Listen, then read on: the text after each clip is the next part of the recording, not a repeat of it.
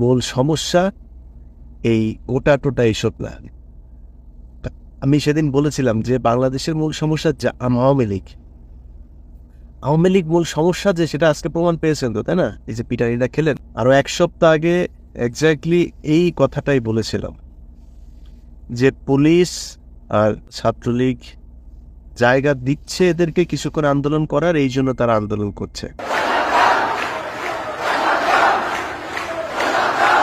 প্রগতিশীল সন্তানেরা যখন না চাবে তখন আপনারা এখানে থাকতে পারবেন না। আমার চাইতে ঢাকা বিশ্ববিদ্যালয়ের পরিস্থিতি আপনি অনেক বেশি জানেন। যারা আন্দোলন করছেন তাদেরকে বলছি, অনেক বেশি জানেন। ছাত্রলীগ যত খারাপ হোক, যত অমানুষ, কুকুরের ছানা, যা যা বলা যায় সব বলা যাবে এদেরকে, তারা তো শক্তিশালী। এটা ভয়ঙ্কর। মানে ধরেন আপনার সামনে যদি নাকি একদিকে ছাত্রলীগ তাড়া করে আর একদিকে বাঘের খাঁচা যায়, আপনি বাঘের খাঁচায় যায় ঠুকবেন, বাঁচার চান্স আছে। কিন্তু এরা এত মানুষ, মানে এই বংশগতভাবে এরা এই দলটাই, মানে সেই ছোটবেলা থেকে, মানে কেন জানি এরা এলাকার সবচেয়ে সন্ত্রাসী, খুব ভয়ঙ্কর দুর্ধর্ষ লোকগুলো এই দল করে। তো এদেরকে কোনো বর্ণনা দিয়ে বিশ্লেষণ করা সম্ভব না। এরা ভয়ঙ্কর। এদের এই দলের মধ্যে যেগুলি যায় সবই ভয়ঙ্কর। মানে জন্মগতভাবেই, প্রকৃতগতভাবেই এদের এই ধরনটাই এরকম। অতএব তাদেরকে আপনি ভয় পেতে হবে। আপনাকে বুঝতে হবে এর আগে নুরুল হক, নুরু সহ তাদের যে আন্দোলন হয়েছিল সেখানেও তারা কি কি করেছিল, এটা বুঝে তারপর আপনাদের নামা উচিত ছিল। জামায়াতে ইসলাম, বিএনপি, তাদের মতো বিশাল বিশাল রাজনৈতিক শক্তি এদের বিরুদ্ধে যায় দাঁড়াইতে পারে না রাস্তার মধ্যে। হেফাজতের বলা হয় 10 লাখ, ওই দিন অন্তত 20-25 লাখ মানুষ পুরো ঢাকা শহরতলিগুলো মিলায় ছিল। সেই মানুষকে দাঁড়াইতে দেওয়া হয় নাই। কত ম্যাসিভ কিলিং এখানে হইল, তারা কিচ্ছু মনে করে নাই। কিন্তু আপনারা মনে করছেন যে আপনাদেরকে এখানে দাঁড়াইতে দিবে, আপনারা আন্দোলন করছেন। কিছু মানুষ তো আপনাদেরকে মানে অবজ্ঞা করে কথা বলার কিছু নেই, অবশ্যই সাহসী, আপনারা ভালোর জন্যই হয়তো গিয়েছেন। কিন্তু আপনাদের ভেতরেই হয়তো একটা গ্রুপ এই সরকারের সাথে আঁতাত করেছে, করে আপনাদেরকে ফুসলিয়ে ফাসলিয়ে তারপরে এইভাবে বসিয়েছে। আপনি তো ঢাকা বিশ্ববিদ্যালয়ের মেধাবী স্টুডেন্ট না? আপনারা মেধাবী দাবি করা লোকগুলোই এখানেই করছেন। সো আপনারা সার্টিফাইড মেধাবী।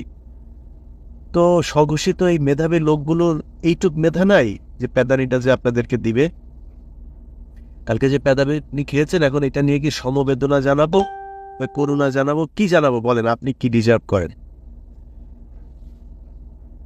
এখনো সময় আছে। কান ধইরা উঠবস করে জামাত ইসলামের যে লোকগুলো মারা গিয়েছে না, ওদের পরিবারের কাছে যান, গিয়া কান ধইরা উঠবস করে যতক্ষণ মাপ না করে মাপ চান। এই জাতির প্রতিটা মানুষকে সেখানে গিয়ে মাপ চাইতে হবে।